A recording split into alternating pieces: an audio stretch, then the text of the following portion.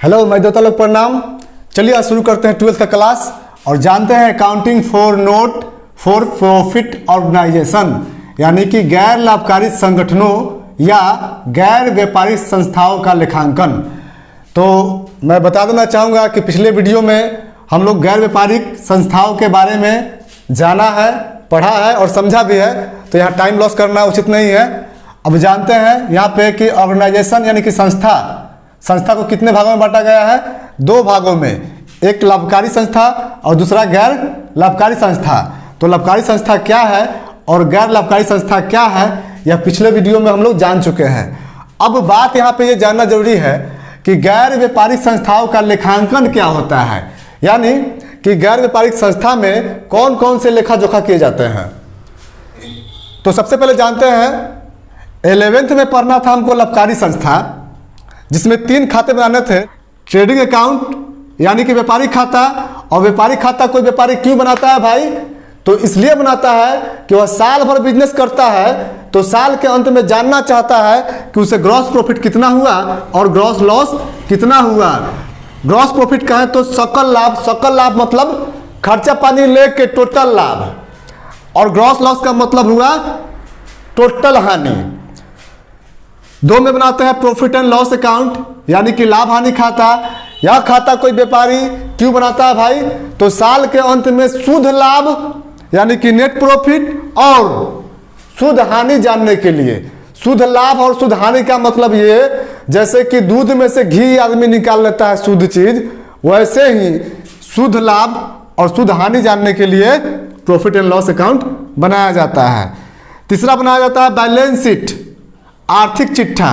यह क्यों बनाया जाता है भाई? तो यह इसलिए बनाया जाता है ताकि साल के अंत में पता चले कि मेरे पास संपत्ति कितना है यानी कि एसेट्स कितना है, और लायबिलिटीज यानी कि दायित्व कितना है। ये तो हमें 11th में पढ़ना है, तो इसको छोड़ते हैं। यहाँ पे आते हैं गैर लाभकारी संस्था में, क्योंकि ये हमें 12th में पढ़ना है। तो 12th में यहाँ पे पहला खाता जो बनेगा उस खाता का नाम है रिसिप्ट्स एंड पेमेंट अकाउंट। इस संस्था में लाभ आने की बात नहीं होता है, फिर भी कैश को मेंटेन करने के लिए रिसिप्ट्स एंड पेमेंट अकाउंट बनाया जाता है, यानी कि प्राप्ति एवं भुगतान खाता। यह जानने के लिए कि संस्था में कितना नकद आया और कितना नकद गया। दूसरा बनाया जाता है इनकम एंड एक्सपेंडिचर अकाउंट, यानी कि आय व्यय खाता। संस्था में साल के अंत में कितना इनकम का वृद्धि हुआ है या कि खर्चा हुआ है। खर्चा और इनकम जानने के लिए बनाया जाता है इनकम एंड एक्सपेंडिचर अकाउंट। इसलिए बनाया जाता है। यहाँ पे पीएल क्यों नहीं बना भाई? तो पीएल इसलिए नहीं बना क्योंकि यहाँ पे लाभ हानि की बात नहीं होता है। लाभ हानि की जगह पे किसका बात होता है? इनकम एंड एक्सपेंडिचर का, यानी कि आय और व्यय का। और बैलेंस शीट जैसे यहाँ बनता है वैसे ही यहाँ बनता है। और बैलेंस शीट क्यों बनता है भाई? तो एसेट्स यानी संपत्ति और दायित्व यानी कि लायबिलिटीज को जानने के लिए। अब जानते हैं objectives of not for profit organisation, यानी कि लाभ न कमाने वाली संस्थाओं का उद्देश्य। जो संस्था लाभ नहीं कमाती है उसका उद्देश्य क्या होता है, यह जानना है। तो यहाँ दिया हुआ है कि अलाभकारी संस्थाओं का मुख्य उद्देश्य होता है समाज का सेवा करना। अलाभकारी संस्थाओं का मेन उद्देश्य, मुख्य उद्देश्य क्या होता है भाई? तो समाज का सेवा करना। गैर व्यापारिक संस्थाओं का मुख्य उद्देश्य क्या होता है? समाज का सेवा करना, समाज को लाभ पहुंचाना और मनोरंजन प्रदान करना, यानी कि किसी भी तरीके से समाज का सेवा करना ही मेन उद्देश्य होता है। अब आते हैं main features of not for profit organisation. कहना यहाँ पे यह है कि गैर व्यापारिक संस्था जो भी हो या लाभकारी संस्था जो भी हो, तो उसमें भी बहुत सारे कर्मचारी काम करते हैं और उनका भी अपना परिवार होता है। और यदि उनको पैसा ना मिले तो उनका परिवार चलेगा? नहीं चलेगा। और जब उनका परिवार नहीं चलेगा और जब वो खुद नहीं चलेंगे तो समाज का सेवा क्या करेंगे? खाक करेंगे? कभी नहीं हो सकता है समाज का सेवा। तो गैर व्यापारिक संस्था में जो लोग हमारे सेवा करते हैं तो उनको हम लोग क्या देते हैं?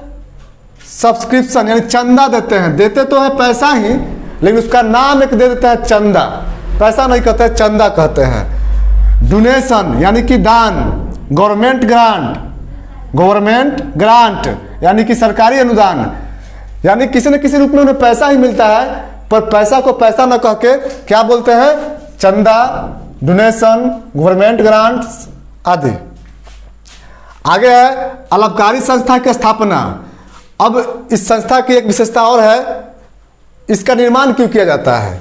तो इसका निर्माण समाज सेवा तथा सदस्यों के कल्याण हेतु किया जाता है, जिसमें समाज का भी कल्याण हो और उस संस्था में जुड़े हुए जो सदस्य हैं उनका भी कल्याण हो। फिर आगे आता है कोष के माध्यम से वृद्धि। जो संस्था में कोष आते हैं, फंड्स आते हैं, उस फंड से संस्था की कैपिटल बढ़ जाती है, पूंजी बढ़ जाती है। यहाँ पे लिखा हुआ है कैपिटल में फंड कोष को जोड़ लिया जाता है, जिससे पूंजी की राशि बढ़ जाती है। आगे फिर दिया हुआ है तैयार किए जाने वाले खाते और विवरण। गैर व्यापारिक संस्था में कौन कौन से खाते तैयार किए जाते हैं? तो पहला है रिसिप्ट्स एंड पेमेंट अकाउंट, इसे बनाते हैं सकल लाभ और सकल हानि जानने के लिए। दूसरा है इनकम एंड एक्सपेंडिचर अकाउंट, यानी कि आय व्यय खाता, इसे इसलिए बनाते हैं ताकि यह पता चल सके कि गैर व्यापारिक संस्था में कितनी राशि का वृद्धि हुआ है और कितनी राशि की कमी हुई है।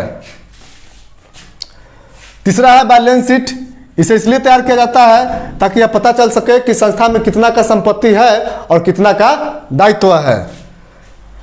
आगे दिया हुआ है सेवा प्रदान। सेवा प्रदान करना भी इसका मुख्य विशेषता है। तो किसको सेवा प्रदान करना मुख्य विशेषता है? समाज को। यहाँ पे दिया हुआ है कि अलाभकारी संस्था का उद्देश्य ही होता है लाभ कमाना नहीं, बल्कि समाज का सेवा करना। तो आज के लिए इतना ही, मिलते हैं अगले वीडियो में। तब तक के लिए पढ़ते रहिए जोर शोर से। जय हिंद, जय भारत।